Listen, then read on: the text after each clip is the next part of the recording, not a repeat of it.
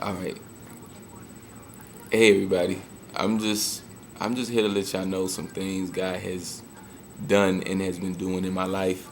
Um, I can say for a long time I didn't really I didn't know the importance of relationship with God and how that could change the world that I live in.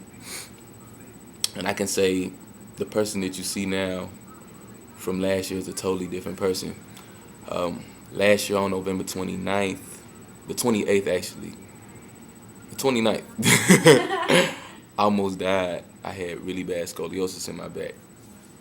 And what that is a curvature of the spine. It was pressing on my lungs and on my stomach to the point it got hard for me to breathe. Just to take everybody back a little bit in time, when I was in the 11th grade, my mother took me to the hospital to see if we could do surgery. And the doctor said I had a 60-40% chance of making it. He said I could either die in surgery or he said I could be paralyzed. So my mother decided not to have surgery. She asked, what's the risk?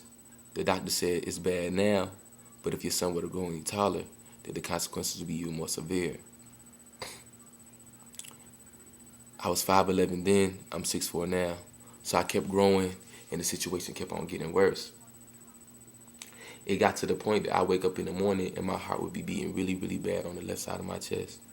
I was taking pain medicine, muscle relaxers, but nothing was helping my pain.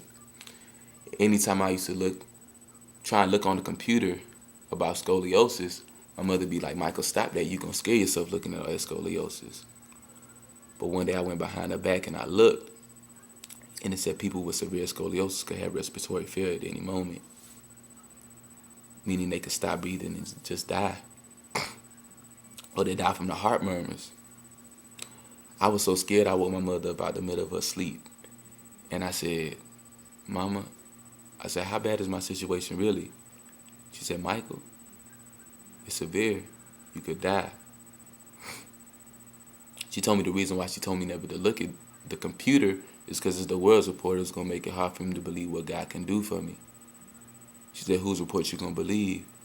The world's report or God's report? I knew the way I was living, I knew it wasn't right, but I wanted a different solution. I couldn't see how destructive my lifestyle was. So I kept running, and my situation kept on getting worse till I was at work on the 28th of last year, and I stopped breathing. I tried to go out the double doors to see if I could get some air. When I walked out and I tried to breathe, no air came in my body.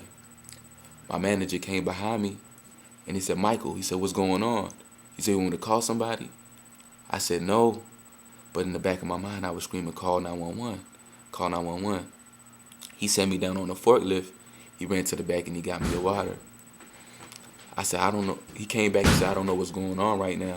He said, but just go home for the day. I got the department covered. Just go home. I'm not going to lie. I called my mother on the phone right then and there. And I said, I don't know what's going on right now, but my heart's beating really, really funny right now. And I stopped breathing. She said, Michael, I'm at church.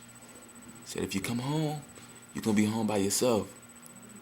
She said, the devil can make it seem worse than what it really is. We're not trying to give him any glory. She said, calm down, stay at work, and we'll talk about it when you get off.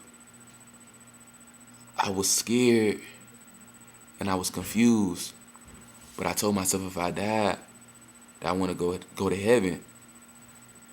And I could be honest, last year was the worst year of my life. I can honestly say I was depressed, but I think there's a level that's below depression where you feel like you're just floating. You don't know what the next second, the next hour, or the next day is going to bring. It's at that point you can't even express with emotion how you really feel.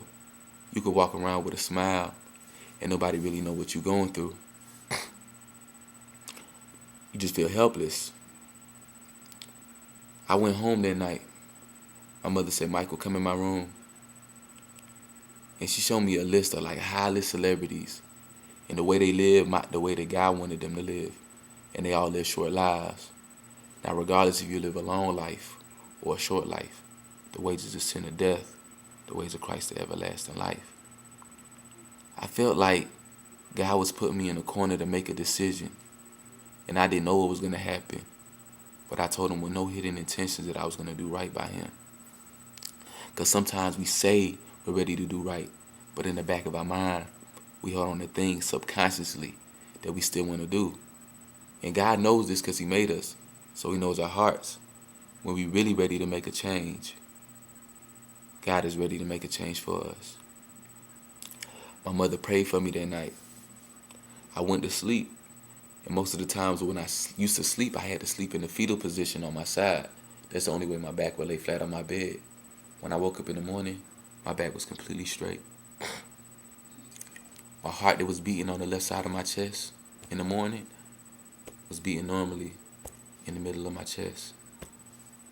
I was so in shock, I stood up off my bed.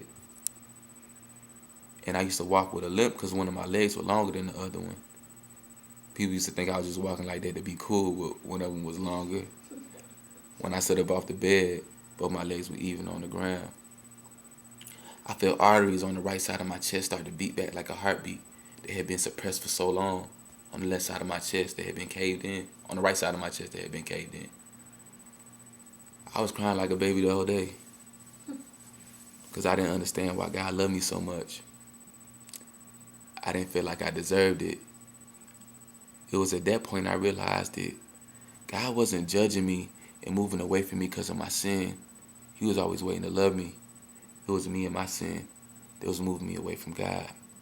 Since then, I stopped smoking, I stopped drinking, and I stopped having sex. And these were things I couldn't do on my own. Anytime I used to try and stop before, I always end up worse than I was before. And I don't know if it's a human thing, but sometimes we feel like we have to get ourselves together before we can come to the presence of God with our problems. But the truth of the matter is that we never gonna get there. We just gotta come as we are, and he's ready to take us as we are, because he knows what's going on our mind. And I told God, I said, these are things I'm having trouble with. I want to stop smoking. I want to stop drinking. I want to stop having sex.